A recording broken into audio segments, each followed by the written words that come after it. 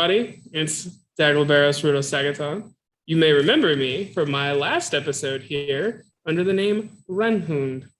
Confusing, I know. It's my goal in life to be as confusing to the members of the Gaul community as I possibly can be.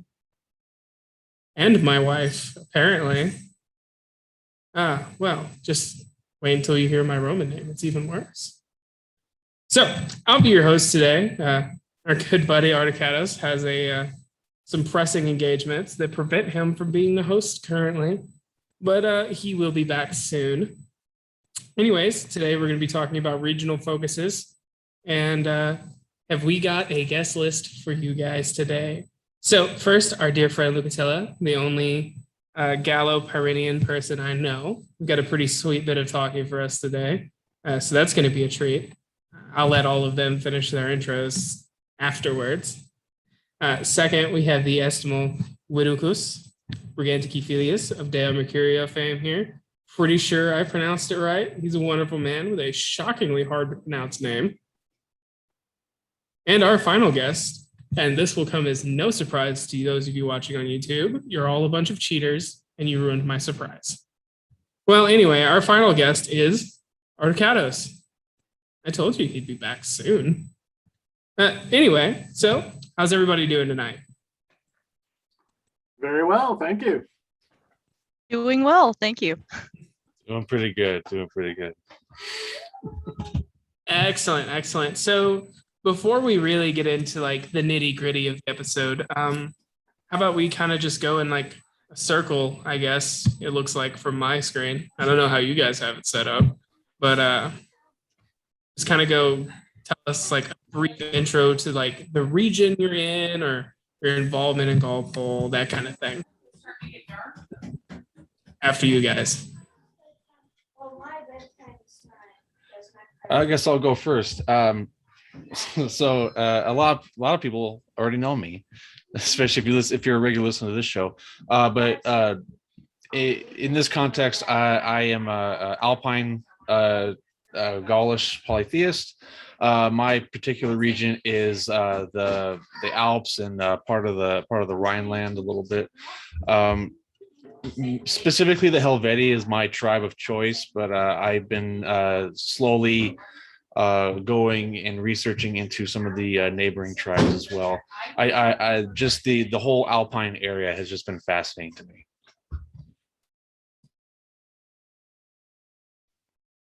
So I can go next. This is Viducus, in case you can't put a name to the voice, I guess. So my area of focus is the Treveri or Treveri, who inhabited the area along the Moselle River. Very picturesque part of what's today the Rhineland of Germany, and also most or nearly all of Luxembourg, and significant little slices of Belgium and northeastern France. I mean, All right. all of Luxembourg is not a big bragging right. Every heavily inhabited part of Luxembourg, for the most part. All right, and I am Lucotilla. I have been in the Gaulish polytheism community for the last year and a half, but I have a long polytheistic background for the last 15 years before then. I am currently focusing on reconstruction work and folklore work in what I'm calling Gallo-Pyrenean praxis. This started out as something that I wanted to look at with the Aquitani, and as I researched more about them, I started to realize that there was a lot going on in that region that was not necessarily of Gaulish origin. There was some strong influence from the Vasconic people, which is, of course, now modern day Basque culture. So in picking the term Gallo-Pyrenean for what I'm focusing on, I am trying not to be appropriative in any way to the living culture, the very vibrant culture of the Basque people. But this, of course, means that my focus is in the Pyrenees Mountains for things, which I have been greatly enjoying. I am very much a mountain person. I spent good chunks of vacation time in my childhood down in the Appalachian Mountains and have always felt drawn to mountain areas. So that's why I decided to choose to focus there. Man, there are no mountains in Texas. I think the closest I get's Enchanted Rock in Austin, which is still cool. Really cool climb to do that was, but it's not the same. We have the Selkirk foothills, which are just at the base of the Rockies. So we have some mountains out here, just not the really impressive ones that like the Rockies. Yeah. Oh, I was just going to say, a bit like Lucotilla, I grew up in the extremely flat Midwest, but spent a lot of summer vacations up in the Great Smoky Mountains of eastern Tennessee, and yeah, I've always had a place in my heart for mountains. Love it. Part of my drive now to work pretty often is just going down 45 into Galveston. And so if you don't know, Galveston is an actual island off the Texas coast. I think it's one of the barrier islands that was there. Part of it is just this bridge across to the island. And if you look out to the east, it's just open ocean as far as you can see. And you see like the tip of the island. And it's pretty cool. It's one of my favorite views, especially when I'm out there early enough to catch the sunrise. Beautiful. That's awesome. If it weren't for like the politics of Texas, I would definitely like go out there and visit more. It's an understandable. Yeah. That's why we're moving. Eventually. My sister lives out in Austin, and I want to visit her more, but then I think about like Ted Cruz, and it makes me shiver. That's fair. Greg Abbott's even worse, but that's not the podcast. Let's move. Yeah. Talk about that somewhere else. What was I doing? Yes. Where did I write my questions? There they are. So, anyway, we are talking about regional practices. Mine is just kind of along the Rhineland. I went a different direction than a couple of friends I've got, Artocatos and Rhinotaurus being the two. He's just kind of the Alpine region of the Rhineland, and I'm the Frankish side of the Rhine, and you have Rhinotaurus, the Alemanni side. It's all a bunch of same, but different, to quote Reno. All right. So before we really get started, is there anything else anybody wanted to say? Anything? An adorable child. He's just got out of his bath in his little bear towel, so he's getting ready for bed here soon. Yeah. But yeah, Sammy has to make his regular cameo as always. Every episode. Sure, mine will be out in a minute. All right, everybody. So let's go ahead and let's dive in. We've got some questions, some stuff to talk about, and so let's get started with number 1. So, A very good place to start. generally, I could start with number 9, but that's a little later. We're going to talk about all the boring stuff. Then we'll get to the exciting questions. So with the first one, we're going to talk about what drew you to the region you've chosen to specialize your practice towards. Mine, really, I'm not joking when I say this. It's me and Reno were buddies, and he was like, "Hey, here's Renus Pater." I was like, "Huh, interesting person." And I started looking. I was like, "Huh, cool." And here we are. And that's where it started. And now here I am with a 15-inch tall golden angel statue.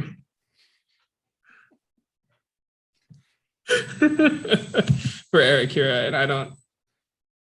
and Reno and Kuno talked me into it. Well, didn't discourage me, I should say.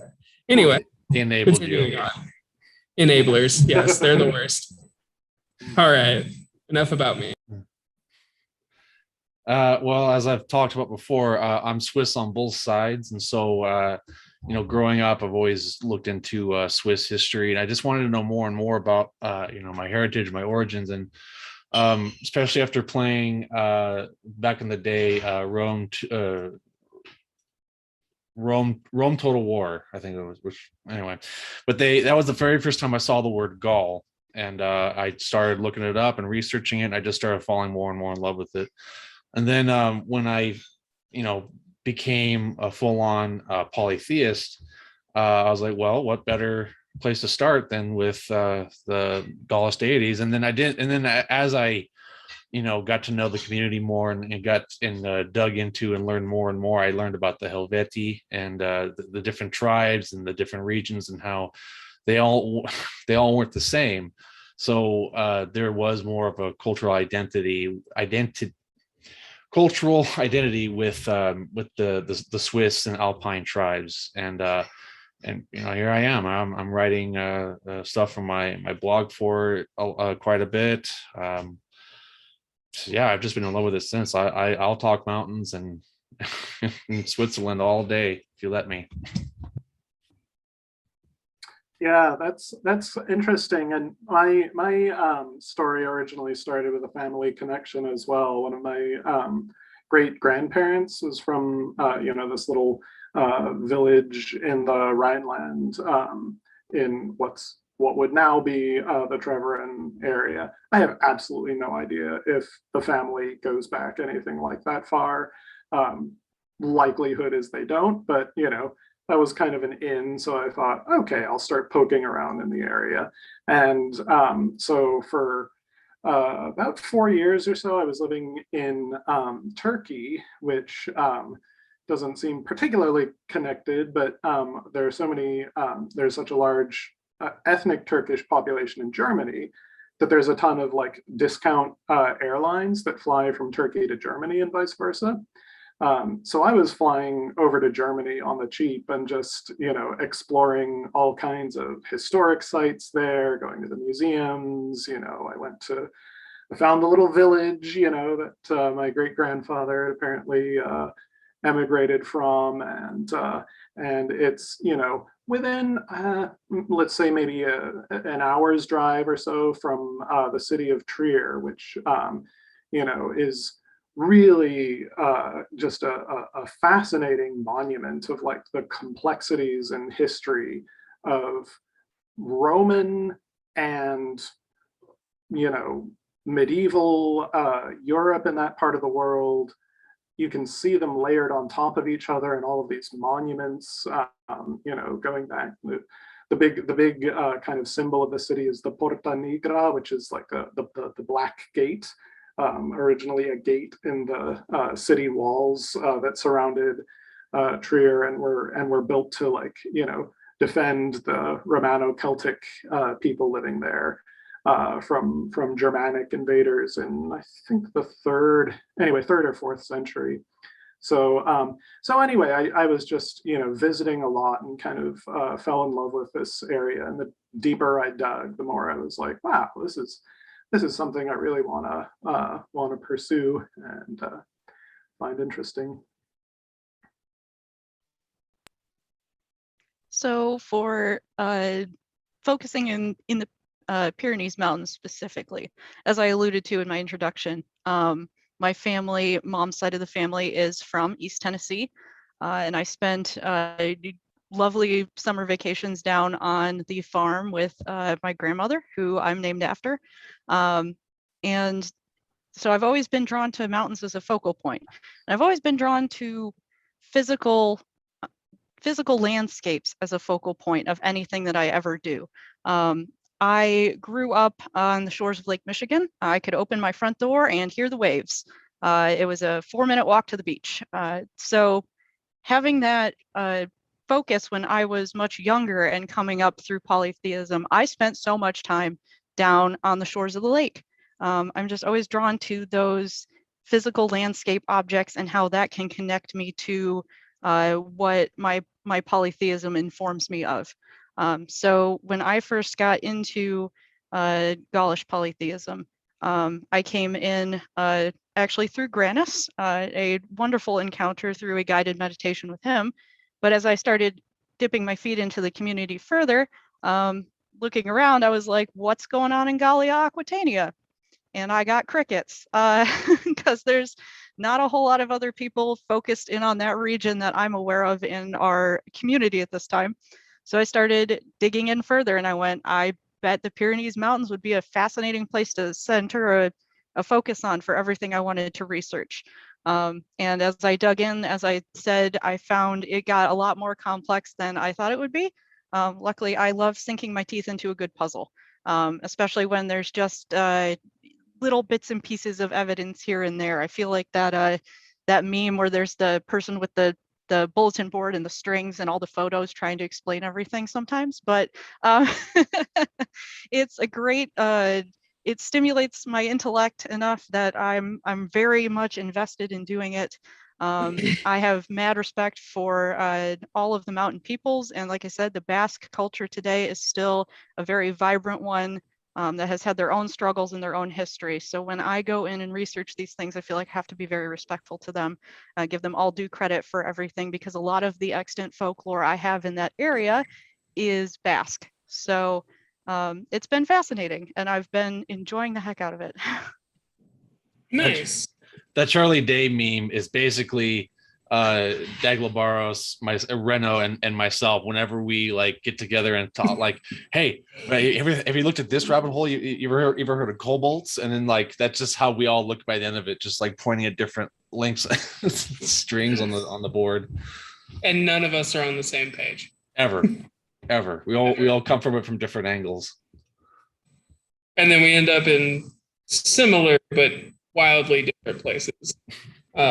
Charlie mapping is an approved, recognized, and encouraged verb in the Mantelon world.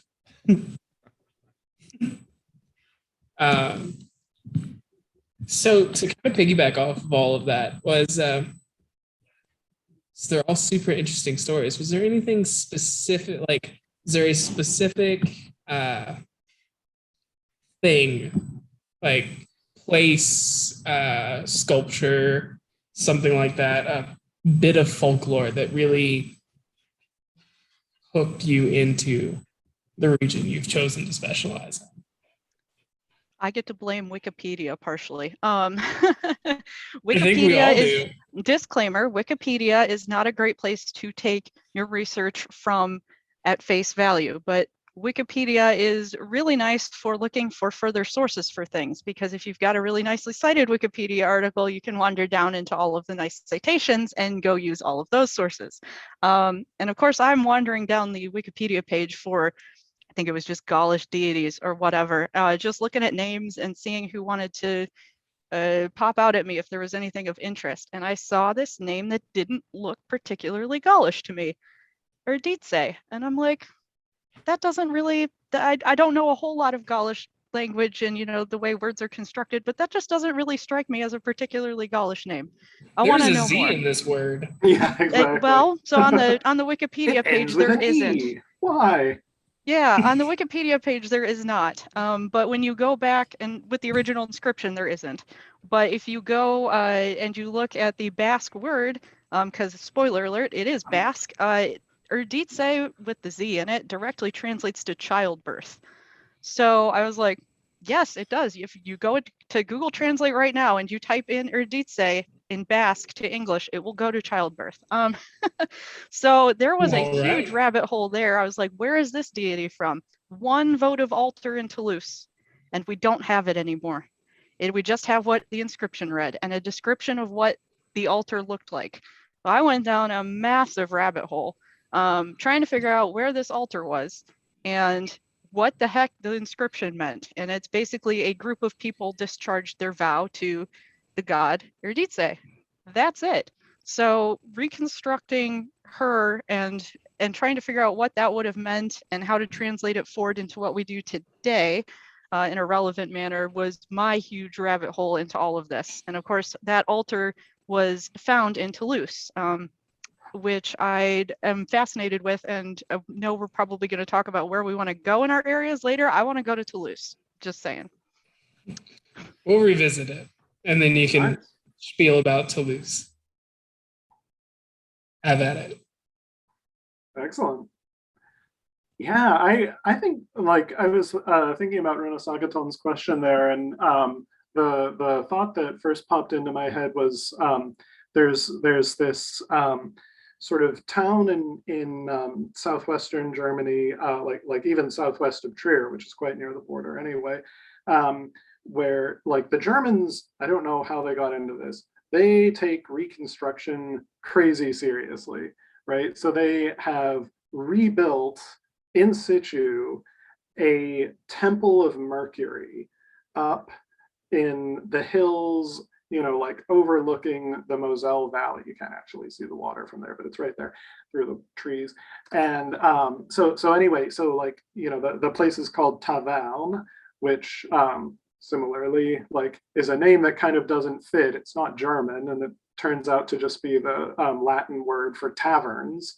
So you go up to Taverne, and you're kind of climbing up this hill and gradually ascending towards this like rebuilt, perfectly, 100% solid, reconstructed shrine of Mercury. And yeah, that just friggin' blew my mind, because I'm a Mercury devotee, and in particular of the Gaulish Mercury proper to this area. And yeah, just seeing the whole thing, and they've got a restored cult statue in there. They've got a little Jupiter column. Like it's full on. It's really really exciting to see. Is the Jupiter column painted? Because they're hideous when they're painted.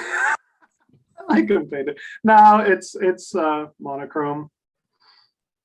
Kind of a sandy camel color. Much better monochrome. I'm a polychrome true believer. The cult statue of Mercury in there is polychrome. That does sound interesting. Like it's cool, but the Jupiter columns were not pretty. Yeah, well, chacun son goût, I suppose.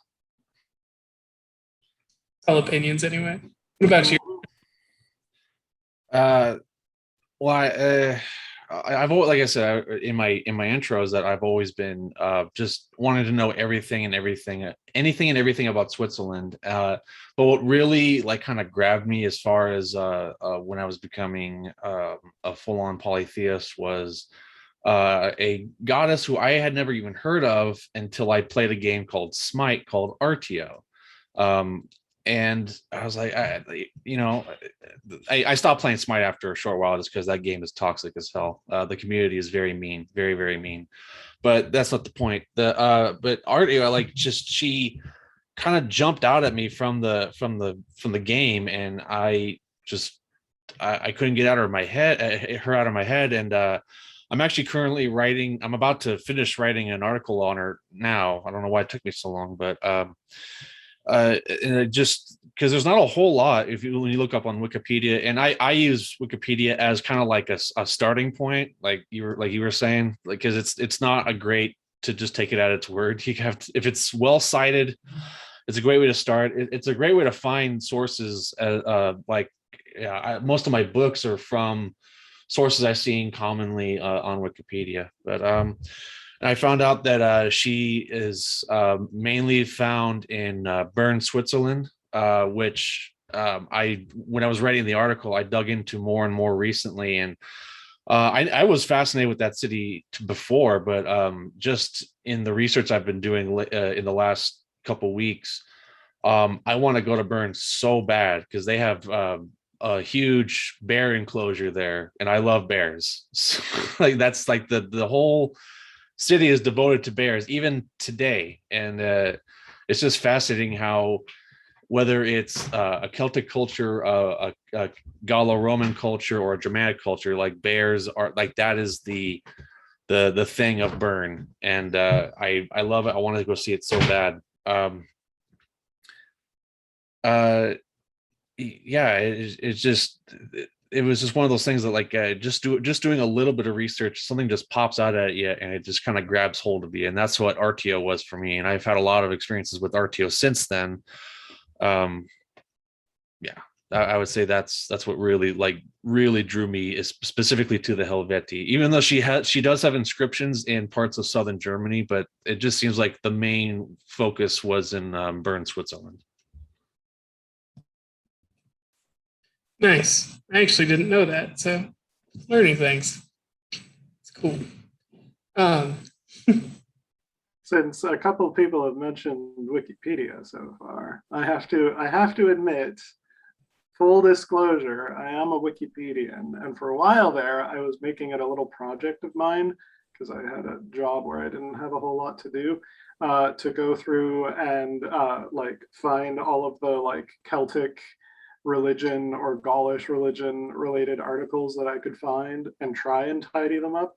And I know we've got another person now who's taking up that mantle, and yes, good luck. There's an awful lot of nonsense to clean up, but yes. yeah, definitely best of luck. Oh, absolutely.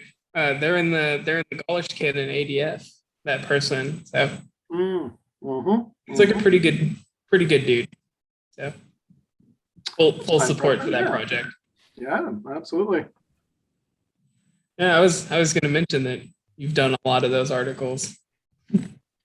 Every once in a while, I'll be arguing a point with somebody, and they'll be like, "Well, here, look, it says on the Wikipedia page," and I'm like, "Oh yeah, that's a Wikipedia page that I wrote. Cool." It's like, how dare you use my own words against me? That the Lugus meme that you see sometimes is like, you know, the three-headed or three-faced, one-headed deity that's like a ridiculously terrible, low-quality scan, but like it's the Wikipedia image if you search for Lugus. Like, I scanned that from a book in my library, like, I don't know, 15 years ago or something, and I just slapped it up as like a stopgap. Okay, need to find a better image, but until I do, this will just go there. And here it is. Years later, it's like, oh wow, this is taking off. It's like I'll eventually get around to it. I'll eventually get around to it for sure. Oh man, that's funny. I didn't know that part either. It's been there for so long. Oh yeah. And so I know Lucatella's kind of mentioned it a little bit.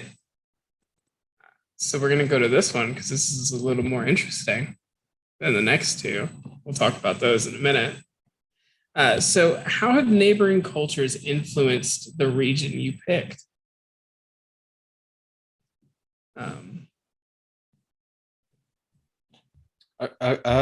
Well, for a lot of the Alpine tribes, it kind of like how it's kind of like how Switzerland is today, where there you have essentially like 4 different languages that kind of are puzzle pieced all over Switzerland, and that's kind of how it's always been. You have like the more northern, like the northern part, which is very heavily Germanic influence, like the Helvetii. I can't remember any of the tribes' name off the top of my head.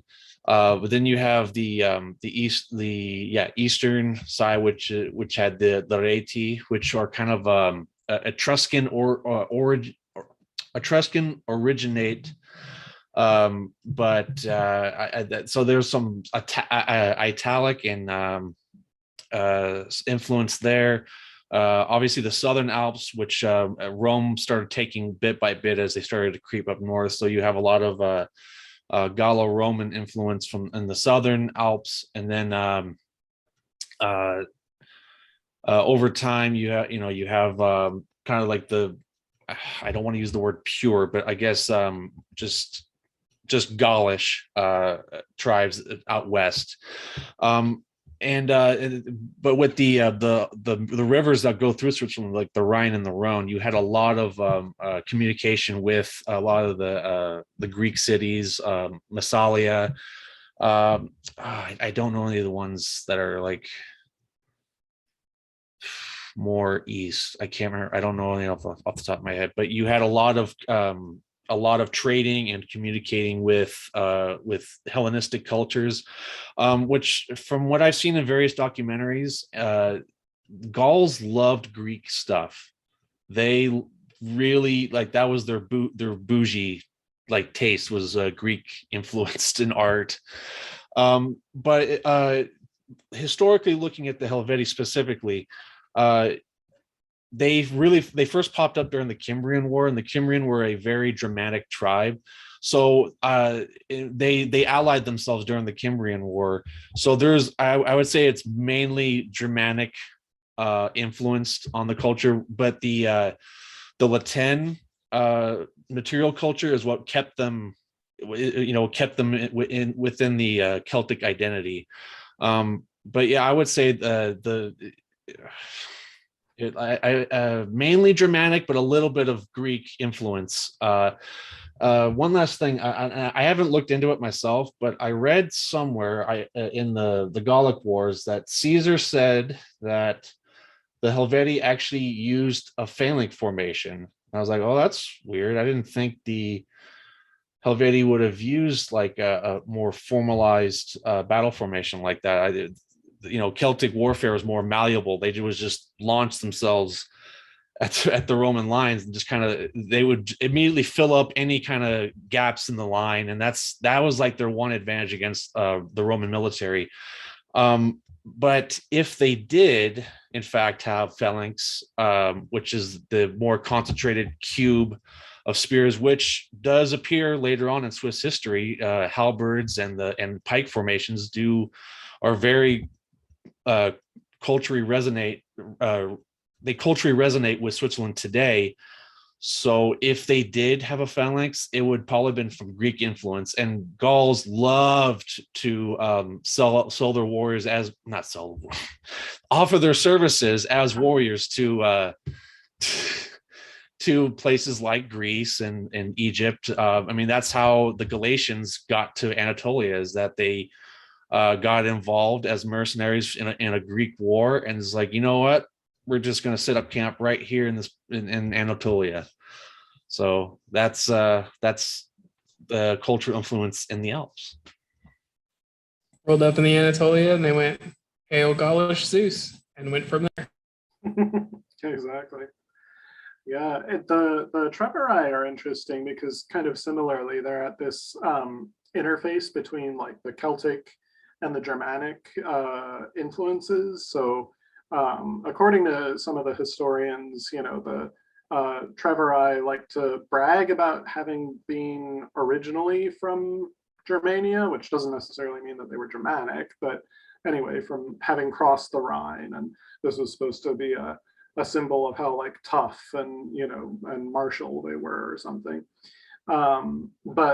So it's, which kind of has this funny resonance with the way that Luxembourg and the vicinity, Alsace and the area are today, as being similarly like this kind of interface of like Germanic and the French kinds of influences.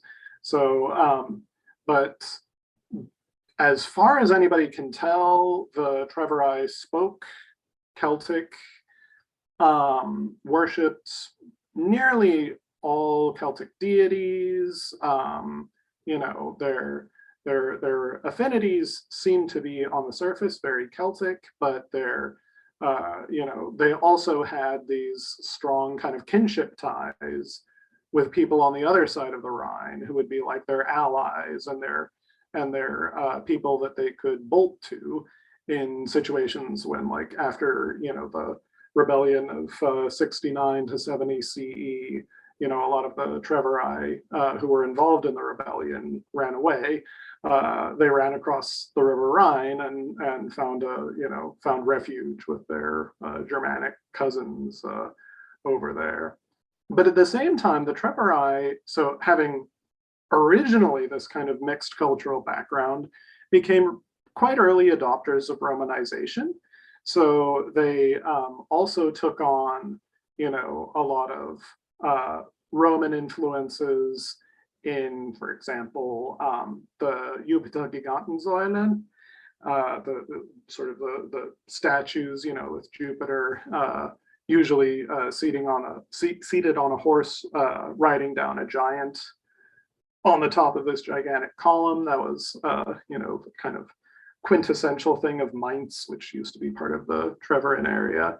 And then later became, really quite cosmopolitan and welcoming deities like Mithras and Isis and Jupiter Optimus Maximus Dolicanus from the so-called Oriental parts of the Roman Empire, from Syria and Egypt and supposedly Iran in the case of Mithras. So yeah, they started out as being this, mainly, as far as anybody can tell, two-way kind of cultural interface area, and then opened up even more as time went on.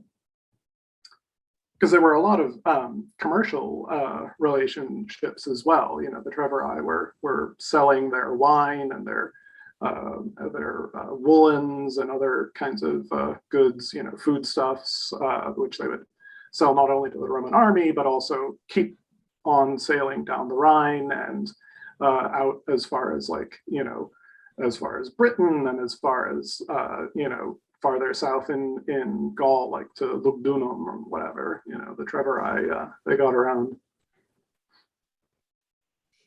Yeah, so I spoke a little bit earlier about Basque culture today and how finding remnants of that folklore and that etymology in what I'm looking at in Gallo-Pyrenean.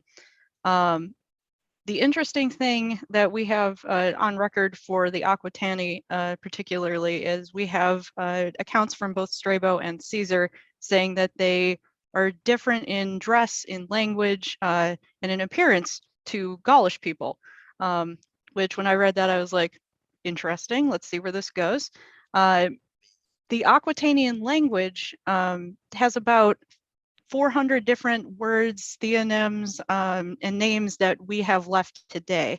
An interesting connection that's been made, and it was kind of realized back in the 50s.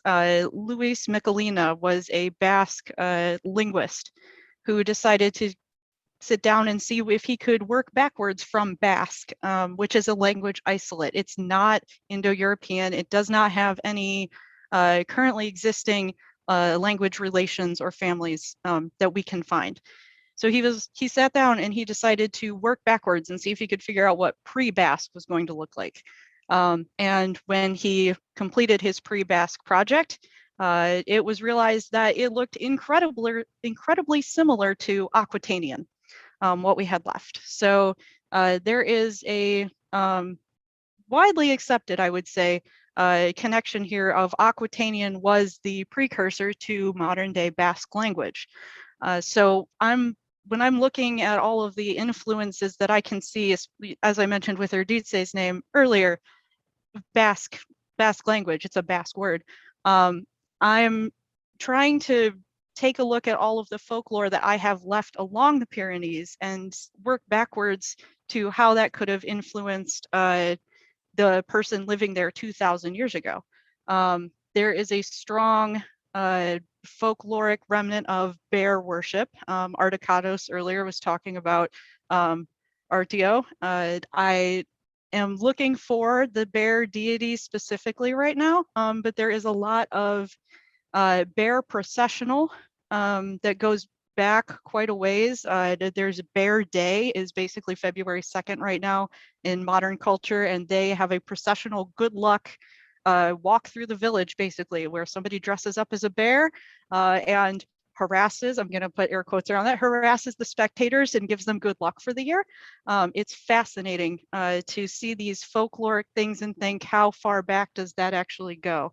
I also read a paper recently about a bear deity going into the Spanish side of the Pyrenees, a bear deity who was thanked by Roman beekeepers. And why would beekeepers be thanking a bear? Well, there's, maybe the bear led them to honey, but we're looking at an industrial Roman beekeeping thing. And for that, you would want to keep the bears away. So there's an interesting thought process there of maybe they're thanking the bear deity there for keeping the bears away from the industrial Roman beekeeping, which there's just so many fascinating little things there to dig into that I think is really underexplored. And then, of course, you've got the influence of down on the Mediterranean coast, you've got the Greeks, you've got Massalia. I'm probably pronouncing that wrong, but you've got that influence there as well. And you see a strong and more written about culture down on that Mediterranean side. I'm very curious to work my way up to the northern end of the Pyrenees more and see if I can dig more in there, because the Basque people up in the northern end of the Pyrenees were very, I'm going to say insular. I don't want to say isolated, but there's pockets where, and stuff like that, you know?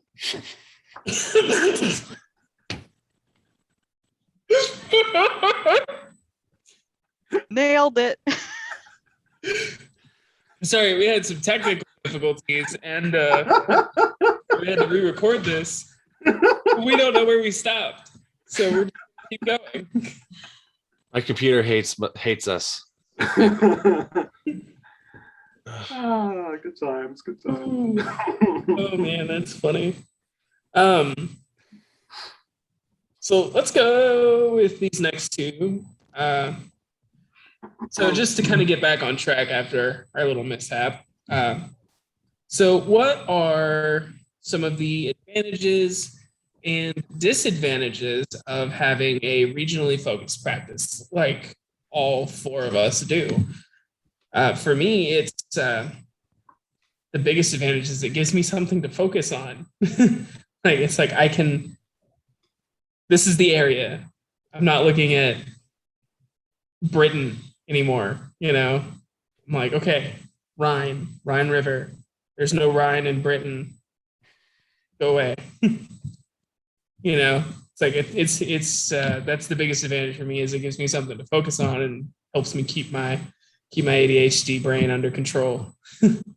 And I think the biggest disadvantage is when there's just nothing on certain deities and then they're not found anywhere else. So you're like, well, I guess I got to make it up. Which is a terrible way to do it, but it works sometimes, But on that point too, I mean, if you look at kind of the numbers of deities that are recorded on various inscriptions and things, like, practically every region, practically every place you look in Gaul, people were worshiping deities whose names are mentioned in like only that one place or only a couple.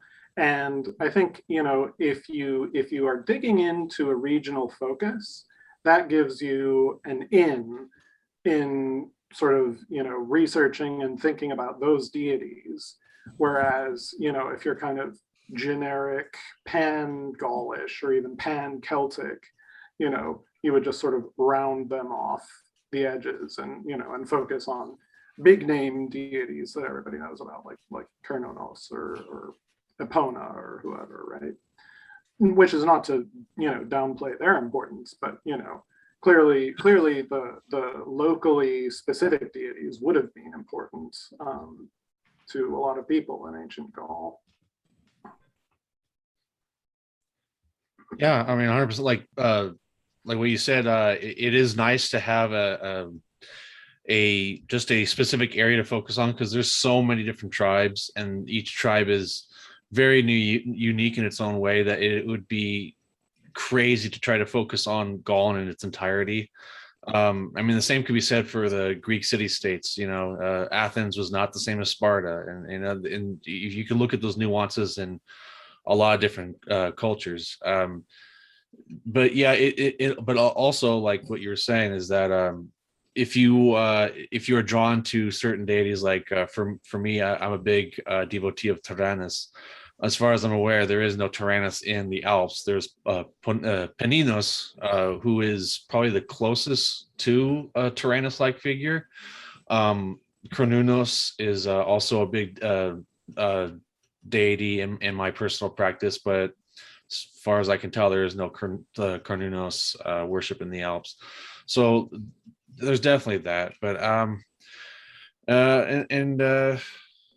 I would say that's mainly, like, that would be the for myself, the two biggest advantages and disadvantages is just while yeah, you're limiting your focus onto a specific area, but you're also kind of taking kind of limiting yourself on certain deities that kind of catch your eye, kind of thing. Not saying that you can't look into those deities for your own personal practice, but it would just be nice if they were all in the same area. Yeah, I absolutely agree with that sentiment. I have enjoyed narrowing my focus down because, as everyone has alluded to, having that focus is really nice to kind of center around. When I came in to GaulCast specifically, it was nice to have a home, and then I wanted my own bed somewhere, basically. You want to make your own little space, and finding a regional practice to focus on is a really nice way to kind of carve out that space for yourself. I have really appreciated having that focus down like that for my own personal identity within Gaulish praxis.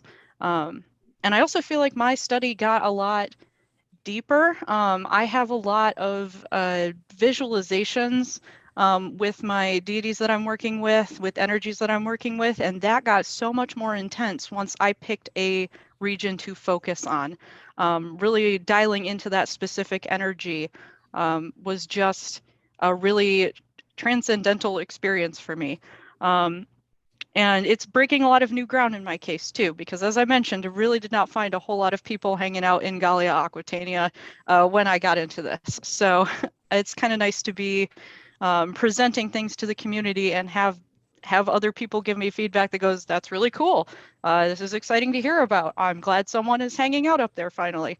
But for disadvantages, I do also agree with Artocatos. It's, as I said, Granis brought me in.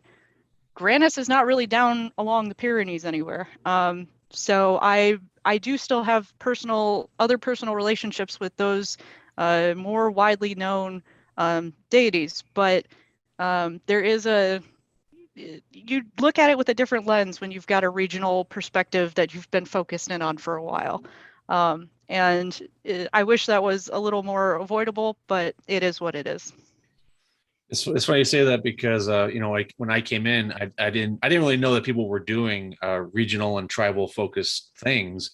It wasn't until I started reading Sigilweros's work and how he's very Belgic focused.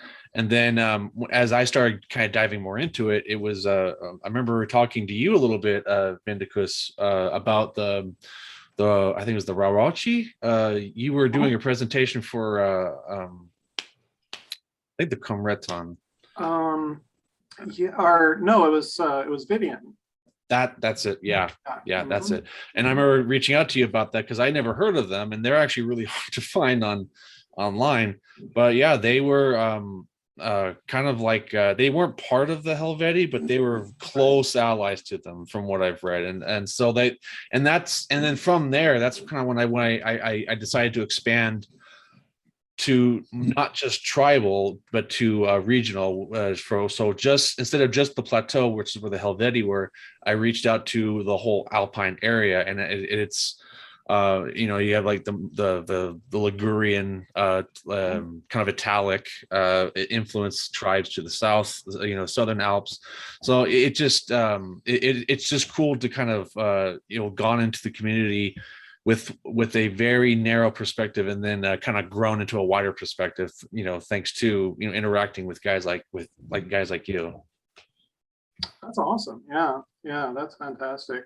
Yeah, it's kind of funny, like, my my website deomercurio.be is kind of written with the assumption that most people are probably going to want to specialize with a regional focus. And like, I don't know, I made a lot of kind of bizarro assumptions when I started that, because it was just me sitting in my apartment in Istanbul and, like, imagining what Gaulish polytheism might be like. But yeah, I mean, like, definitely, along the lines of what you're talking about with the Alps and the adjacent plateau, like, you know, with a regional focus, you can really form a connection with deities that have a specific geographic reference as well. So, like, for example, there's the god Mercury Vossegus, literally Mercury Vosges, right, up in the Vosges region of Alsace. There's, you know, our favorite river deities, the Moselle, Mosella, the Saône, Soconna, the obviously the Rhine, right, Rhenospater, and you know, like specific mountain ranges, specific rivers, specific cities, you know, are also deities. And, you know, and if you're focused in on a particular region, then those kind of come into, it's easier to appreciate their significance in a certain way. So for instance, like the city of Bibracte was worshipped as a goddess in, not in Bibracte, the old location, but in the new location where they moved the capital of the Aedui to in what's now Autun. So in other words, you know, the Bibracte, the site was abandoned. That was like a hill fort, or not abandoned, but lost its political significance, but was still worshipped as a deity, as a goddess, in the new location that was the capital of the Aedui, which is just kind of an interesting, you know, like if you get that history and you get that background, then it's sort of like, oh, okay, I see. I can at least imagine sort of where they were coming from with the goddess Bibracte, and so on, and, you know, a ton of similar cases, and, you know, mutatis mutandis. Like Aventia and Aventicum. Totally, absolutely, yeah. Mm-hmm. Yeah, another great example. I had something to say. I forgot it. Oh well. Insert brilliant thought by Runa Sagaton here. It was a great one. Sorry, I have a tendency to babble. No, that's fine. It's fine by me. Yeah, absolutely. Yeah, it's gone. Never mind. I was hoping it would come back to me, but oh well. There's something about regional, and then you can start. It actually plays into the next question that we're going to get into. Excellent. Well, the next two questions, which is one of my favorites and is always the most interesting part of areas to me, at least at first, is what are some of the gods and goddesses in your region, and just like a couple, just, you know, three or four sentences about them. Just give me the highlights. Go.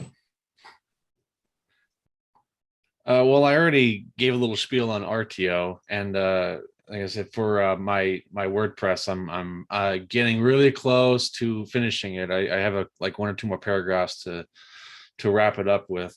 But I already there's a Neclamara, who is a goddess who is so obscure that basically, like, if you were to look her up, like, there's just the one inscription that has her name, and somehow I turned that into this huge thing, and I've had plenty of experience with her as a goddess of protection, goddess of light, a very Balder-esque figure for any heathens listening to this. There's Windatus. I keep wanting to say that V, but because it's spelled with a V, but it's pronounced with a W. But Windatus, who is kind of a god of hot springs, because there's an inscription of him, and possibly a place of worship in Yverdon. I'm probably butchering that name because it's in the French-speaking part of Switzerland. Water Mountain Woden. Like I said, there's a Ventia, who I haven't really looked into yet, but yeah, she's kind of like the patron goddess that Aventicum and Avanches is kind of named after. There's Matutinus and Andarta, who are two other bear deities that I've found out about. A lot of people think that Andarta and RTO are kind of the same. I don't. I don't really subscribe to that notion. I've got a little bit of UPG with Andarta, and she's way more aggressive than RTO. There's there's Sukelos and Epona, who are kind of like the big names that show up in various places. There's Kai Sivis, who I've done a little bit of research on so far. I haven't really been able to dig deep yet, but he's kind of an Ogmios-like figure, kind of a someone that started out as someone that probably started off with ancestor worship that kind of expanded. As far as I can tell so far, I haven't really looked into it yet. But that's just a couple names off the top of my head. I have like 3 or 4 lists I'm trying to smush together into one list of Alpine deities. It's a hassle. There's a lot in the mountains. Oh yeah. So with my look into Gallo-Pyrenean, of course, I already mentioned Erdice and how she kind of drew me in further into that region that I was already interested in. She too only has one inscription. And as I mentioned, it's not indicative of anything particularly for an attribute for how to work with her. So there was a lot of deep diving into the further folklore in that region to try and give her some context that made sense in modern Gaulish praxis today. Of course, her name means childbirth, and in existing Basque mythology, there is a strong theme of both the gods and spirits and weather coming from underground in caves out of mountains. So when I started entering more visual work with her in my meditations, she kept giving me caves and badgers, and I had to go hunt down why I was getting badgers. Caves made sense. I'm in a mountain area. There's caves in the mountains, and Basque folklore informs that there would be a spiritual connection coming out of the mountains and going back into the mountains. So the badgers, it turns out that the Basque word for badger is little bear. So I went back to bears and said, okay, tell me about bears in folklore in this region. And I found both the good luck processional festivals in the region, but I also found a connection of bear paws as good luck symbols. And specifically, when you take that down to badgers, badger paws as symbols of like amulets of good luck for children, which tied back to the childbirth thing very nicely. So I ended up interpreting her as the goddess who guides between, which I picked for, you can choose to interpret that literally as she's midwifing an actual birth, or you can choose to interpret that as you are entering a spiritual space and she's helping facilitate you into and out of that spiritual space. You are entering the underground, you are coming out of the underground. What was your spiritual experience and how you got back and forth with those things. So that was just a whole fascinating badger hole to go down. And I'll throw this in there for the Comreton. I am giving a talk, or indeed say down the badger hole. So this has been a little teaser of all of my research for that. I also was looking at tree deities along the Pyrenees. There is a strong silvopastoral culture going on there where you are bringing the herds up into the mountains in the summer, you're bringing them back down into the lowlands in the winter. And of course, while they're down there, they're going to be fertilizing your fields. So in the summer, when they head back up, you can grow all your crops. But there's a lot of tree deity action going on down there too. And I stumbled into a tree deity that I thought was a boar deity. I was looking for boars, I didn't find them. I went for Baco, and he's attributed as a boar god, and I went down another badger hole with him. It's just because his name looks like bacon. I at the beginning of it, I was like, I swear, if it's because his name looks like bacon, that's why he's a boar god. I'm going to be so mad. Oh, my poor partner was subjected to many rants on that front. But it turns out I went down the etymological route with that one, and Baco probably comes out of the Latin word fagus for beach, because that becomes the bagos in Gaulish or bago in Basque. And we do see some C and G interchangeable action going on in those languages as well. So then I was looking more for into inscriptions to fagus, and I came across an interesting one where a swineherd thanked him for his help. I fulfilled my vow to fagus, and I'm like, why? So we've got pigs, we've got boars again, we've got beech trees. So what's the connection here? Boars feed on beech nuts. So in a very roundabout way, I got back to boar god, but I got beech tree god who also is associated with boars. So that was just a fun place to go. Where do I go next right now? I'm looking at Abellio, who is usually associated with Apollo. There may be some sun and some apple tree associations, more trees. I am also looking into, and this comes out of some water cultist talks that have been happening on the Discord servers, a spirit or a deity of the Garonne River. There is no attested spirit or deity that I can directly tie that I've looked at so far. But Garonne is probably ties back into Aquitanian. It comes from car ona, car being a Aquitanian word for stony. So we're talking about a stony river or a stony bottomed river. So I'm hoping to work backwards kind of and see if I can connect with a spirit or a entity of the Garonne River, because as I mentioned, I grew up on Lake Michigan and the Grand River is right in my hometown. So I'm very connected to rivers meeting lakes, oceans, etc. And I really want that connection at some point.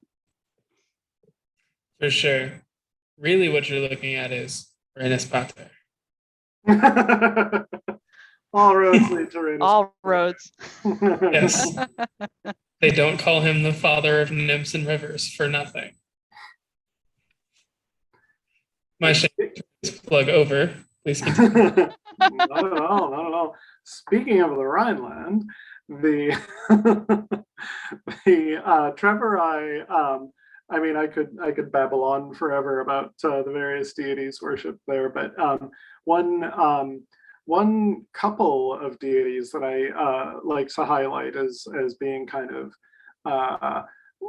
maybe not unique, but definitely distinctive to the Treveran region, are a local Mars, Linus Mars, and his Paradros Ankamna. So this is kind of in keeping with the general theme that a lot of people will probably recognize from elsewhere, where there's like a Mars closely associated with a particular tribe, right? Like sometimes they're actually called Toutâtis, right?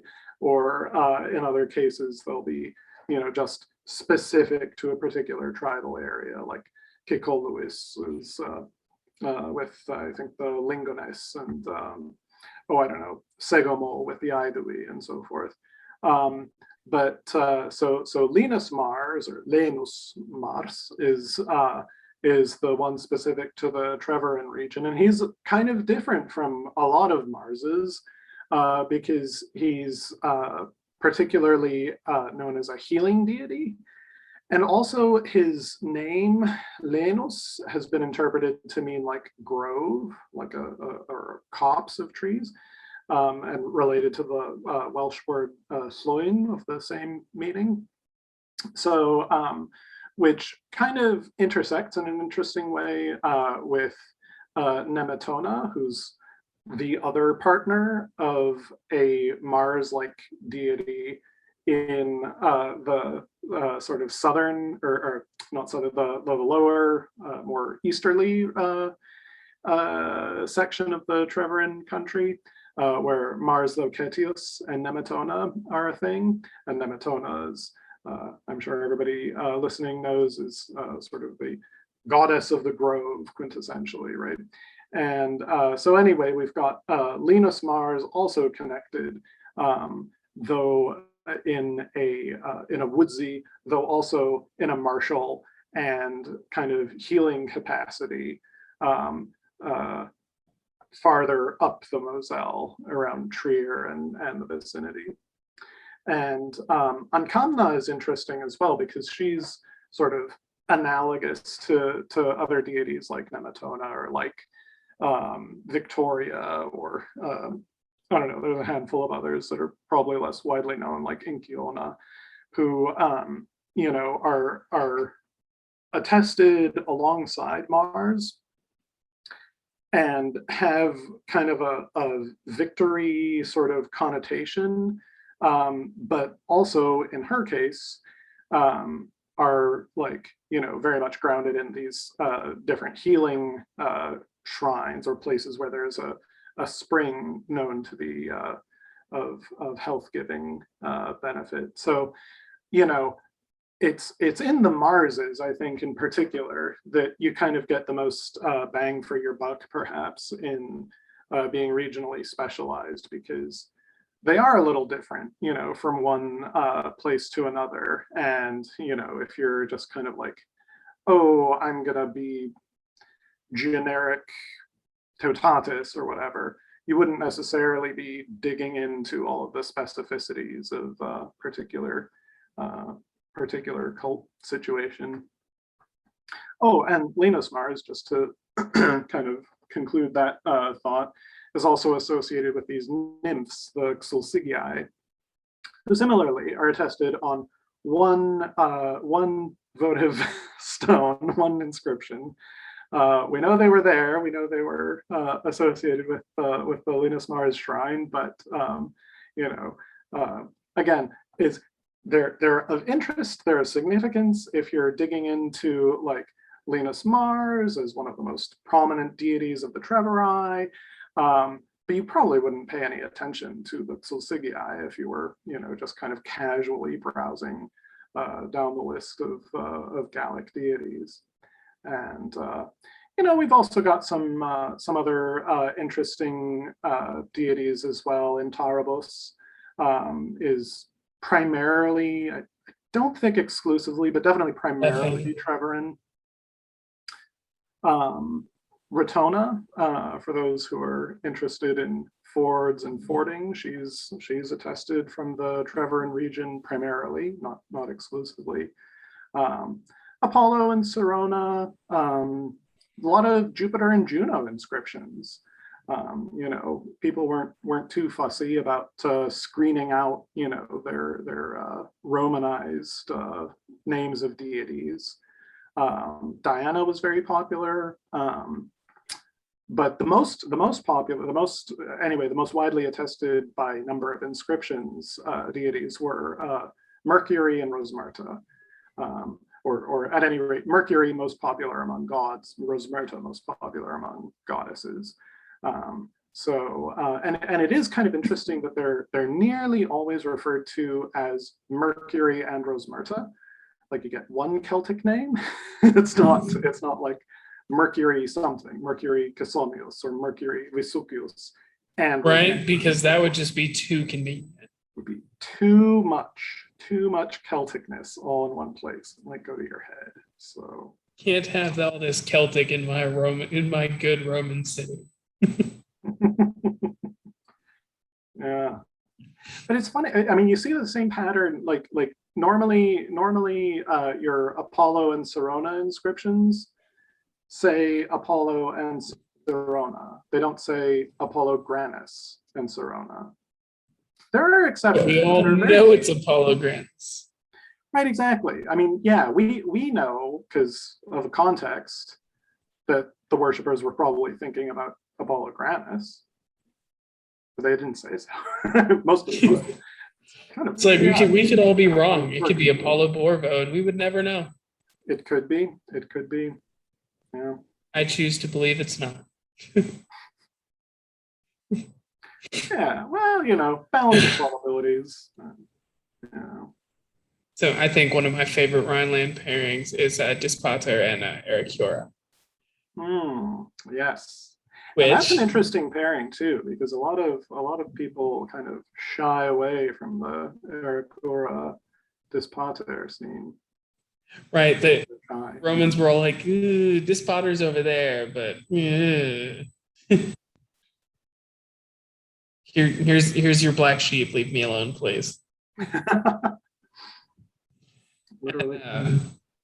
So it's really interesting because if you look at Delamar's translation of her name, it's either wind of the west or wind from the west. I can't remember exactly. And so, Widucus, you and I have talked about this before. Yep. And so, as a similar to Proserpina and Hecate, is that how I say it, Widucus? How do I pronounce that name? Do you know? Oh, Hecate or however you like. I mean, Hecate. Just say it and let I've heard it someone a lot correct of you different later. ways. Hmm? Okay. Just say it and let someone correct me later. Yeah, you know. However, That's how I did it feels last time. That's how I'm going to keep doing it. Anyway, so being similar to those two. Okay, we're good now. So being similar to those two, we know that Ericura is definitely a goddess of the death, rebirth, agriculture, all these other things, and so I'll go into some more detail at the Comreton, which I will also be presenting at. Oh, my child's up. Hello, child. What? Hold on.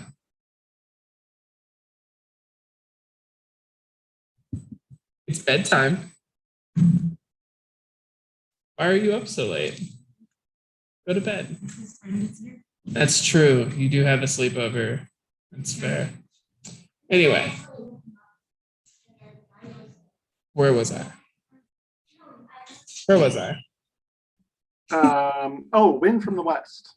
Yes, wind from the west. So obviously, through her interpretation with Proserpina and or Hecate, you can look at it and go, "Huh, this is absolutely an afterlife, agriculture, rebirth, possibly spring, all these other things." And so, in my practice, she is kind of the opposite of a psychopomp. She like brings the souls, like the reincarnated souls, back into the world from the west, because the afterlife's in the west somewhere. We don't know where, but eventually you run out of west to go, and there it is. So my comrade and plug, I'll be doing a presentation on devotion, prayer, and ritual, how to bring it into your daily life, that kind of thing. I will have a small breakdown and a full ritual to Ericura at this same place. So be there, be square, guys. Nice. I don't remember who was next, or if I waited until the end to talk. You wait till the end. Excellent. All right, that was the gods and goddesses. All right. So here's an interesting one, especially for Artocatos here. How did the Romanization of Gaul affect your region, and how have you either added those effects in or ignored them and said, no, pre-Rome, please, for me? Well, I'm definitely pre-Rome. I try to focus more on the pre-Roman aspects when I try to do Reconstruction. Reno is more of the post-Roman because he's like that. Those damn dirty heathen. In the Gallic Wars, and just I can't remember the other historians who have kind of talked on it. I think Pliny's probably mentioned it. Maybe, I don't know. So after the events that I think after Alesia, Rome colonized the Alps, and I'm not sure if it was how soon after lost the timeline in my head. But not long after the Helvetii, they just started taking these other Alpine tribes and, of course, erecting a big old, trophy with all their names written on it, which I probably wouldn't appreciate at the time, having a big old gloating trophy. But because of the big gloating trophy, I now have the names of all these Alpine tribes to work with. So good and bad there. So after Rome came in and colonized, Historical gloating. yeah, that big statue is the biggest example of history is written by the victors type of thing. But after Rome colonized the Alps, what they did was they established 12 cities for the Helvetii. So a Venticum. We don't know the original name of Bern, but Bern has a site that dates to that time. I have to research and look up the other 10 or so, but so they established these cities with Aventicum being the capital because of where it was on the trade route, because it was the most financially opportunistic spot. A lot of trade went through there. But Caesar was kind of bitter of how much the Helvetii fought against him. So they colonized, but they didn't grant the Helvetii citizenship for quite some time. So thanks.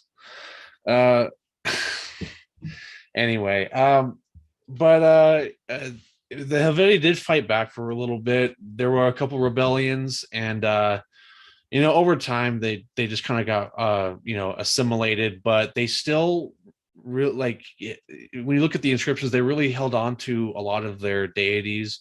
They were definitely Romanized. When you look Aneclamara, is her inscription is right next to the name of I forget which emperor, but that popped up during the rise of the imperial cultists, where they started worshiping dead emperors. So, which is kind of impressive that they maintain these Celtic deities, even though you had the introduction of Roman gods and the imperial cultists. And I think there was one more revolt. And any time a Gallic tribe seemed to fight back against Rome, the Helvetii were one of the first ones to kind of join in, but they would get kind of squashed, put and sent back to the Alps. But they really started relying on Rome when the Suebi and the Alemanni and other Germanic tribes, the Burgundy, started coming in. And sorry, I'm getting tired.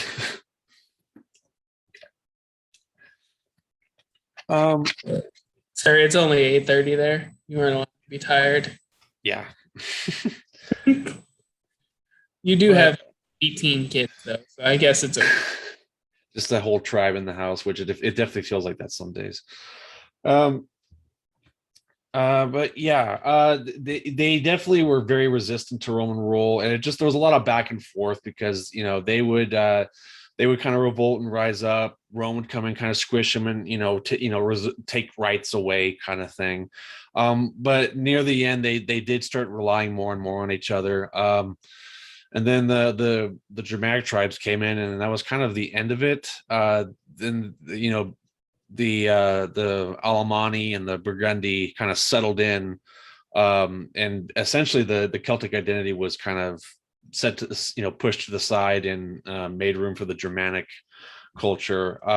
And yet a lot of Celtic ideas and ways of living kind of remained, and I think that's definitely in part thanks to was it? Oh, Randall's gonna be mad when he sees this. Transalpine,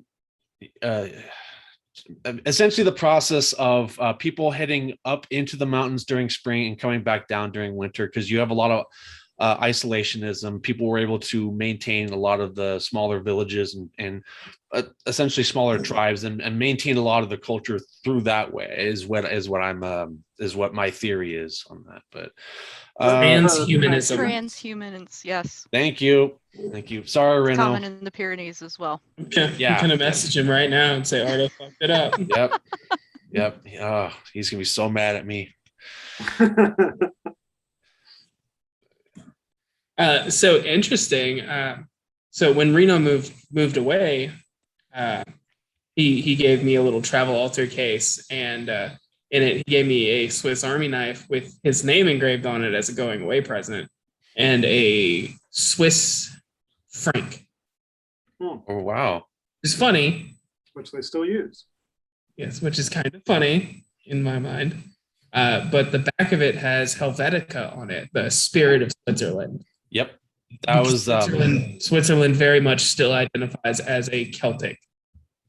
With its Celtic roots. That's why when you look it up, Helvetia is the tribe that always kind of pops up, because that name really had roots with the culture like throughout the ages. And when Napoleon eventually was able to take Switzerland, he called it the Helvetic Republic.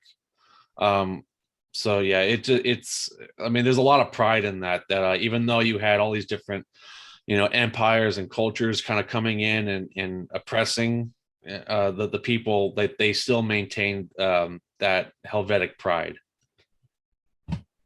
And by the way, Renault's also sending me a Swiss Army knife too. I'm really excited to get it.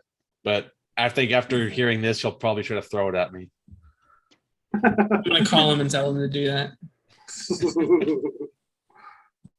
Which I can't do because I don't have his phone number either. So I want to jump in on the Romanization question, because I think there's a lot of interesting complexities to this. And since I think the last person not to yet have plugged their Comreton presentation, I'm going to be presenting on Romanization in Roman Gaul and all of its ins and outs of the good, the bad, the ugly, and the pretty. There were some pretty things too. So anyway, in my region, around the Treveri, you can see the effects of Romanization in a lot of different ways. Certainly in the names of the deities that people worshipped, which were more Latin than not, even if you weren't Roman, right? Even the non-Roman citizens were using Latin, at least on their public inscriptions. They were probably speaking to each other in Gaulish, but then translating, for public consumption in Latin. And you can also see a couple of really interesting specific features that crop up in the region too. One, I've already mentioned, the Gilberto Gigantensäulen, which, kind of encompass a certain cosmological idea, right? Where here's Jupiter who's triumphing over the forces of chaos, at least according to one common interpretation of this monument, with all these other deities and the winds and the seven planets and so forth, kind of arrayed around him and beneath him. And so that is a very typical monument of the Rhineland region. Another couple of distinctive things that you see, actually primarily on funerary monuments, and the Treveri were nuts with their funerary monuments. They have the most kind of vivid depictions of like people in daily life, and just kind of dolled up in these pretty ways. There's this really dramatic carved stone image of a wine ship, indicating kind of the importance of commerce in wine down the Moselle. Anyway, a lot of ways of kind of commemorating the way people lived on their monuments for after they no longer were among the living. So one common motif on those funerary monuments is Bacchic imagery. So you see dancing Maenads. You see the god Bacchus or Silenus, or these other kinds of basically images of people partying and making merry and drinking lots of wine.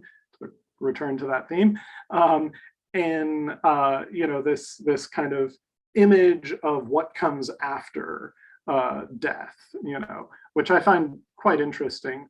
Probably there was some sort of idea comparable to that in Celtic times, but it's really unknowable. And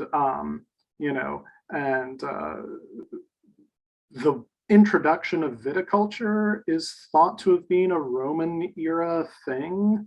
So it could be, that the Romans introduced this idea of partying with Bacchus or with Liber Pater after death as a kind of aspirational thing if you did well. And if you did extremely well, you could also shoot for apotheosis, which is the other thing I wanted to mention, where we have these, for instance, this gigantic funerary monument called the Eaglesäule.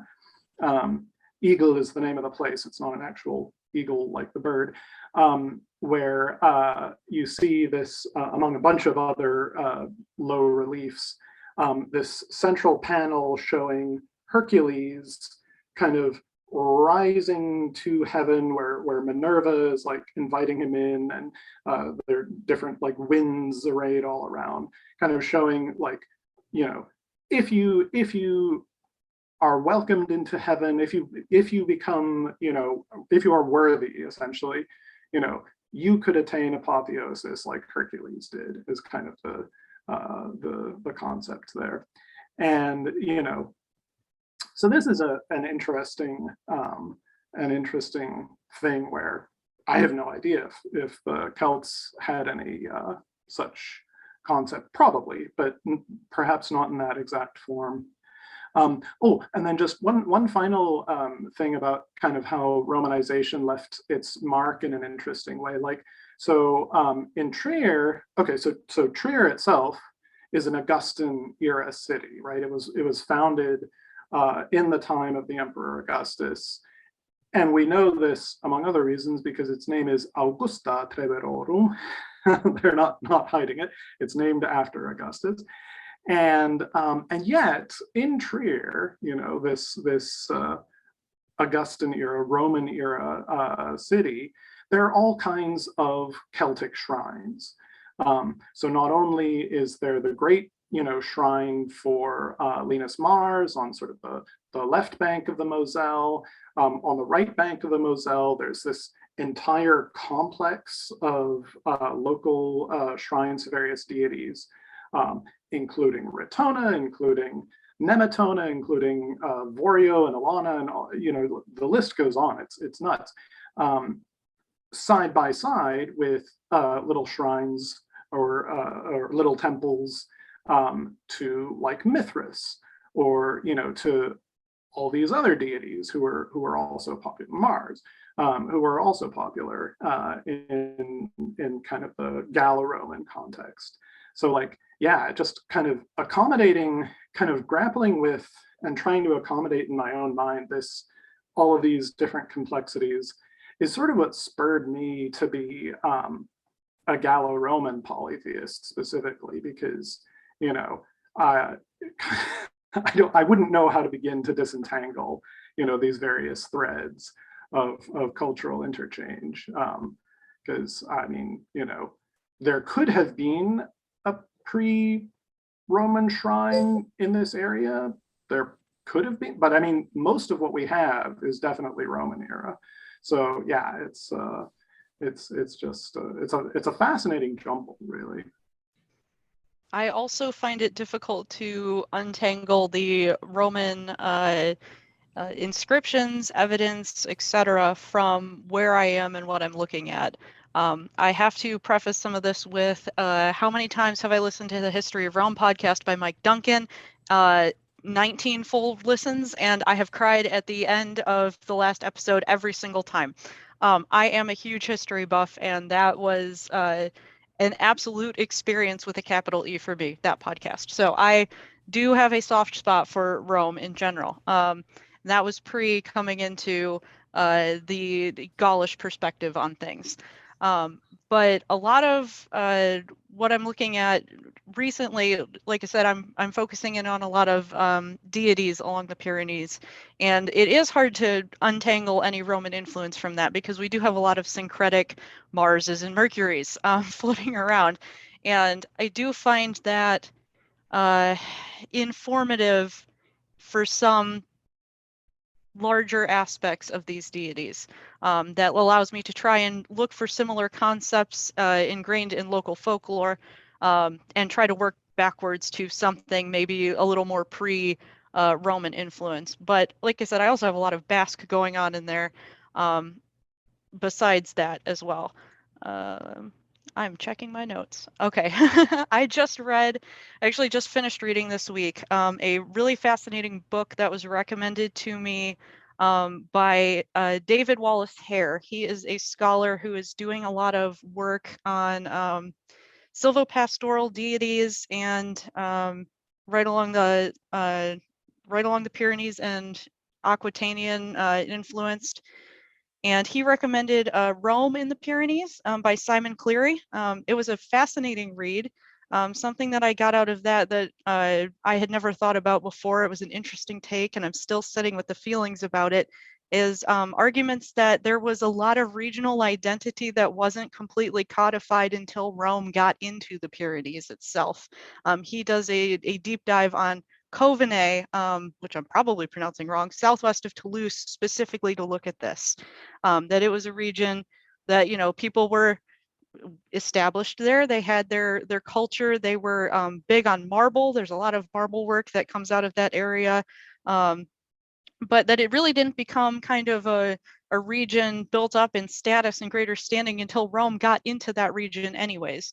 And I had to sit there the whole book and sit with those feelings because I've been trying to unentangle Rome from Gaulish perspective, and now I'm re-entangling Rome back into Gaulish perspective. I don't think I can really ever get away from it with what I'm at. But that's why I chose Gallo-Pyrenean to describe what I'm doing as well, because I've got Gaulish influence, I've got Basque influence, I've got Roman influence, I've got Greek influence down on the Mediterranean side. And these are all things that I want to address, explore, and if I can at least unentangle it and make it look kind of like a tapestry that's got some order to it at the end of the day, I will be happy with what I've done. So real quick, I wanted to just mention that I'm not trying to like shame like Gallo-Roman practices. Like I was kind of thinking back to what I was saying, is like I was kind of harsh. No, not at all. I didn't take it that way at all. Okay. I mean, like we're talking about different time periods, right? Like and to be honest, you guys have a harder time of it because I just look at the exact thing. It's like, okay, that's what it says on the inscription. I'll go with that. Yeah. Polygranis it is. Exactly, right? I got no problem with the Polygranis. He's great. Yeah, there's value in all perspectives too. So I appreciate your perspective, Artocatos.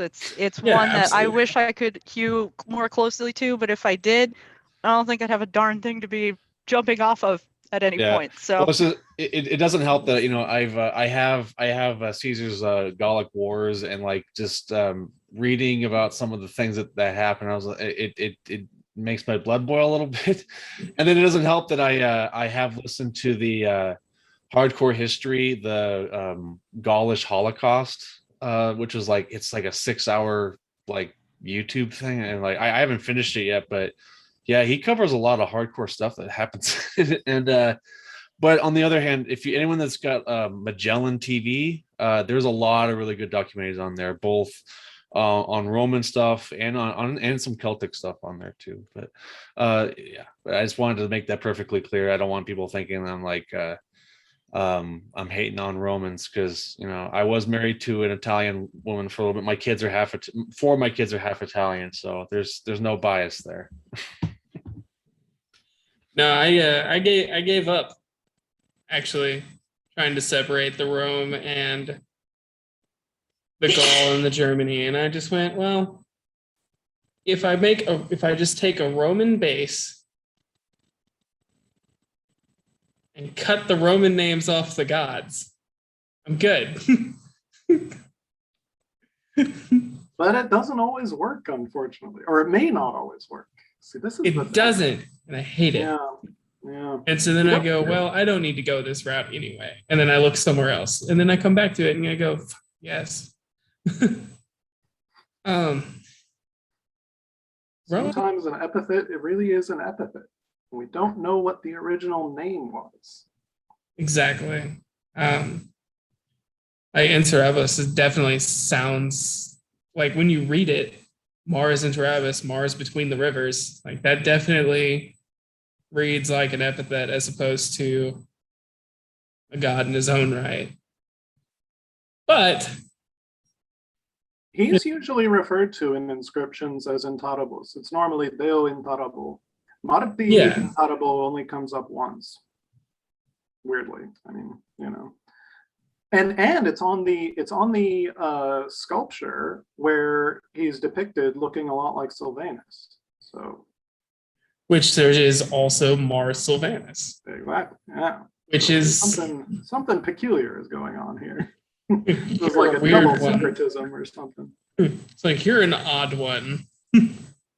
Now, so Romanization is always an interesting topic to talk about because there are always two very, very different takes in the room. They're like, Rome is the worst thing that ever happened, and then Rome is the only reason we know anything. It's one of my favorite topics to talk about, actually, as far as this stuff goes. You should definitely observe my Romanization presentation then. I will either observe it or I will watch it on YouTube. Excellent. I am looking forward to it.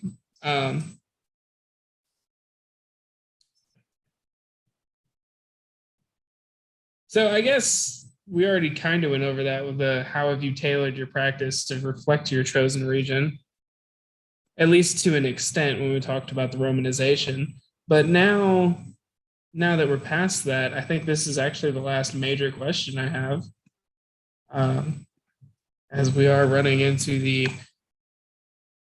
obnoxiously long part of it. Not 6 hours, but 2 hours is a while. Anyway, so let's go with that. How have you tailored your practice to kind of reflect your chosen region? Something that Reno and I both have been working on is trying to work some more Rhineland influence into our practices. He's going through from an Alemanni perspective, and I'm coming in from a Frankish perspective, a heavily Roman Frankish perspective. But it's really interesting. We're looking at like the baby proofing ritual that they did where they would dunk babies in the Rhine. And there's a lot of other stuff that we're looking into in the area, and it's really interesting. And once we've got some things ironed out, we can actually talk about them. Right now, it's just, yeah, this is pretty cool. It's a river.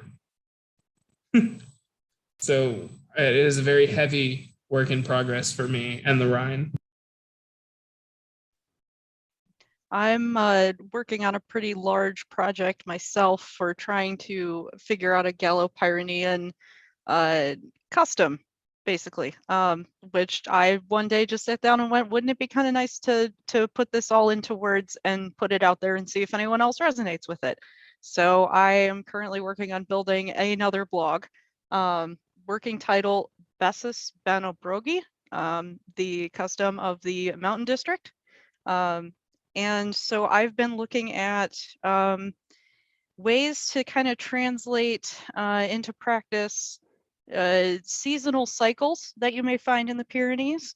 I spent some time thinking on this and looking at, I think Artocatos mentioned earlier, transhumance, where you have the moving of the flock up the mountains in the summer and then back down into the valleys in the winter, etc. And through some meditation and some consultation with my Prini set, I have been working on Amon Mesos, the time of reaping, and Amon Tanki, the time of resting. and figuring out kind of seasonal days of celebration and how to reflect those in my life here in Michigan, which is definitely not anywhere near the Pyrenees. The Amon Mesis, the time of reaping is through the spring and the summer, and kind of reflects a time of higher activity, a lot of movement, a lot of getting things done. I'm currently looking at how the seasonal cycle would look for that, but it kind of starts with the birthing of the lambs in the spring, the moving up into the high mountains, and the celebration of being up there. I know I mentioned a lot of Basque folklore. It takes place underground, but I always think of being up on top of the mountains as being closer to the gods, just because altitude. And then the moving back down and coming to like the market at the end of the year where you sell all of your all the livestock that you're looking to sell and kind of celebrating that. And then the Amantanki, the time of resting, is more self-reflected, and I have it grounded in ancestral practice a little more, kind of looking in on you, the home, what you need to take care of in the home, etc. There is a reflection of what you did in the last year, and how you can take that through into the next Amon Mesis. There's some interesting things that happen in the Pyrenees as well. There is a divination of the grasshoppers that happens in the Pyrenees in January, which was very interesting to read about. And I was like, I'm all about divination with small animals. I don't have grasshoppers to use, but using that kind of celebration, to take a divination for, I'm at the very end of my period of rest, and what do I need to look forward to when I move into my time of reaping and harvesting things. I also find a lot of value in shared flora and fauna study. As I was mentioning, there are a heck of a lot of tree deities out in the Pyrenees. And of course, I've got beech trees and I've got pine trees all over in Michigan. I can find a very easy connection there to go spend time out in my local parks and environments I have here to kind of spend time with those trees and see what I get from it, and see if I can, see the beech nuts on the ground, get a better visualization of what that was like to feed boars, and people ate beech nuts as well, etc. And then respectful study and interpretation of the folklore that I am finding that's still in the area today. Tied in with that that ancestral time of the year, something that's very intriguing to me. There is a concept of like a house mother in Basque folklore, where the woman of the house has a very strong and important role in representing the family. She's the one that stays at home while the men go out with the flocks up into the mountains. Obviously, they can't do any transactions that involve being around the home life when they're way up the mountain. So she represents the house at like local church services. There's been things I've read about her blessing every family member with the ancestral blessings each year. And I found a very intriguing line about how the house mother helps facilitate the passage of the newly dead after they've been dead for a year into an afterlife of sorts. And that was like, I need to figure out where that rabbit hole goes because I want in on that. So Slapping time frames on it. it is a very specific time frame. Why is that? I need to find that out. But that kind of following a periodization of the year, I want to bring more of that into my practice, and I think that's how I can best translate that without being anywhere near the Pyrenees Mountains. So it's my ramble. Hell yeah. That's awesome. I wish I were doing all those kinds of things. For me, I'm slowly developing something called Artocatos, which is a bear custom. I believe that's something that might have happened. Like I was when I was in writing my RTO article, just like having all this bear stuff in one city, it just seems like they're I don't know how there wouldn't be some kind of bear cultist. So I've just been developing something like that where RTO is, and like, I have not been to the Alps myself. I want to someday. I'm hoping to, hopefully when COVID's over.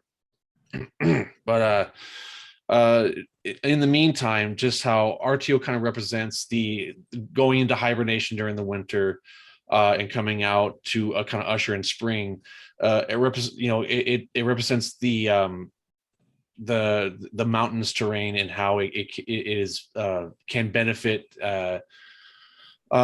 It benefits humans, being able to take shelter in caves, and how they can seem kind of like a gateway to another world, especially how freaky and creepy they can be if you're like me and watch like supernatural videos. Which it's getting to be that time of year where I'm watching a lot of scary stuff. But how RTO, when she's in hibernation, how she's kind of in this kind of dream meditative state, how to kind of reflect that in a way. The few times I have been able to meditate, it's usually in like a super dark room, and that's the best way for myself to meditate and actually get some kind of like noticeable results. Then there's Andarta, who's kind of a war goddess. Her name means great / powerful bear. The few divination things I've done for her, very, very aggressive, not like hostile necessarily when I have tried to like kind of reach out and communicate to her, but like that's kind of the energy I get from her. And the the kind of imagery I get is like a bear kind of out in the woods hunting. So you have this kind of tree imagery. Then there's Matutinus, who is a one of the many Mercury figures, who because the name Matu is linked to a I think like a replacement word for bear, because there are some cultures that were saying the name bear or saying a word that directly is linked to the animal bear was kind of like a taboo, like don't say bear because they'll show up if you say bear. So what they did was they would replace it, and that's where that's part of the etymology of Matutinus. And the divination I've done for him, I got a lot of like water imagery, so it kind of made sense to where you have Artio, who's kind of the mountain bear, Andarta, who's kind of the forest bear. So Matutinus is kind of the river bear. And that's kind of like the three areas you're going to find bears out in the wild. So that's just kind of, I've got a long road ahead of me in developing this, but this RTO article I'm writing is kind of like the start of it. And it's something where like what you said, I don't live in the Alps, but it's the closest thing I'm going to get to developing something in my personal practice that kind of honors and resonates with this kind of alpine vision.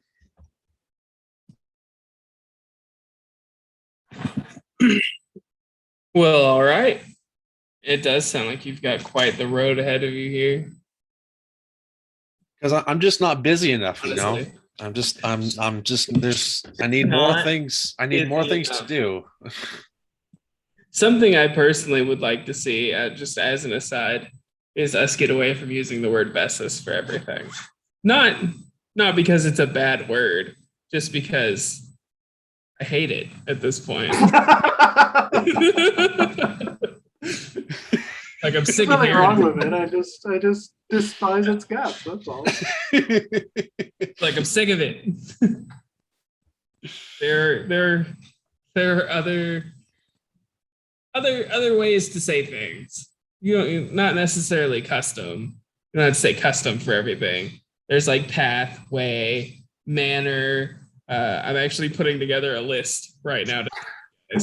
I'll take you up on that. I'll take you up on Yes. that. I might rename my thing because my name is Artocatos and I'm naming something Artobessus. It just seems a little Artocatos. yeah, that it just seems very Narcissistic. Yeah, that's How dare you? Every time I look at, because I abbreviate what I'm working on as BBB, and all I ever think of is Better Business Bureau. So I will take suggestions Build for back better. something besides another B thing to throw in when I'm abbreviating it, because sometimes I'm just like, that Better Business Bureau says, and I'm like, God, why did I do that? Right. So, okay. All right, hold on. So edit this part out of the recording, but the kids fell asleep. Oh my God. Nice. Okay, we can keep going. Yeah, so I'm gonna send you guys a list because I hate the word Bessus at this point.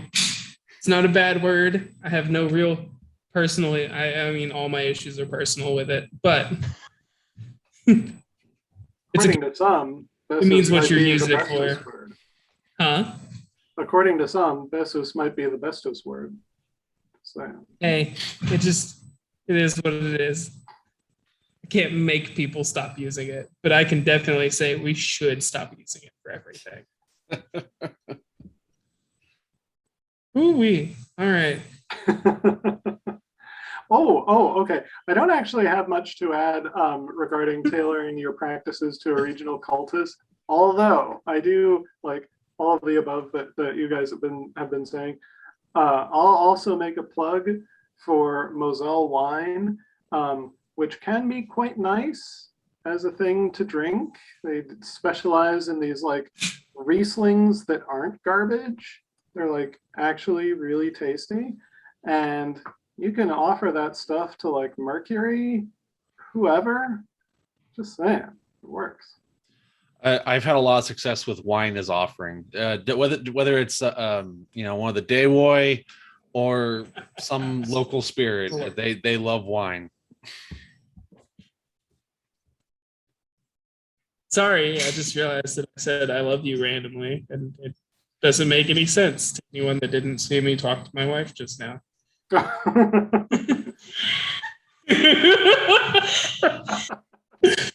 Anyway, we love you too, Rena Sagaton. We love you too. I really love you too. Good. Anyway, I think that's just about it for the night. Yeah, having you guys back on the show, but tired. Yeah, I mean, I thought we might have time to do one of the Senoges's one of the SB virtues, but it's getting late. I'm getting worn out. I got some carving to do.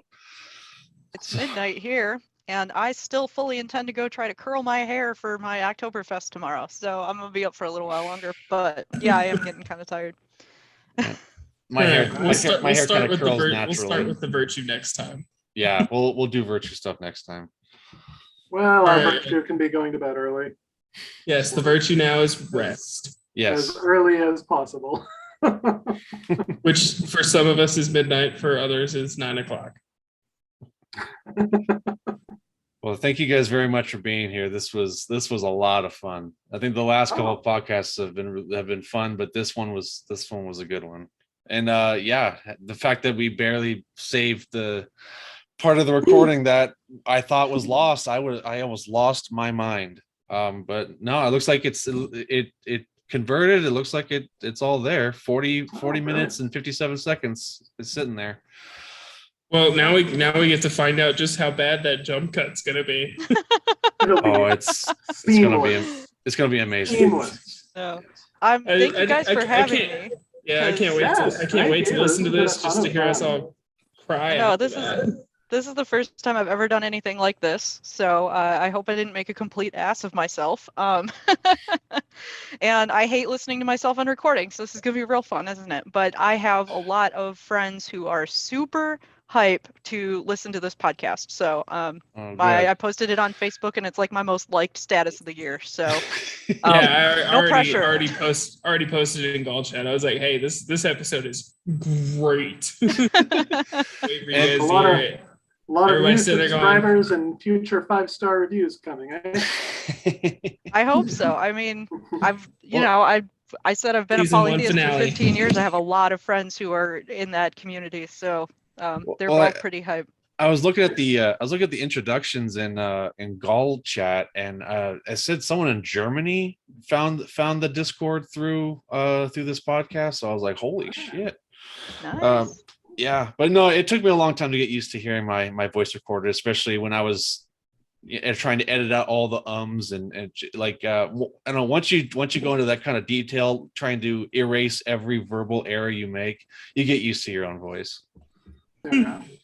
See, that's why on my podcast I just hit record in work while I'm driving, and then I just post it. Whatever just happened in this last 20 minutes, here you go, guys. All right. Well, thank It's you like I guys. start out with an idea, and then who knows where we end up. Well, thank you guys again for being on, and yeah, we'll probably have you guys here back on at some point. Yeah.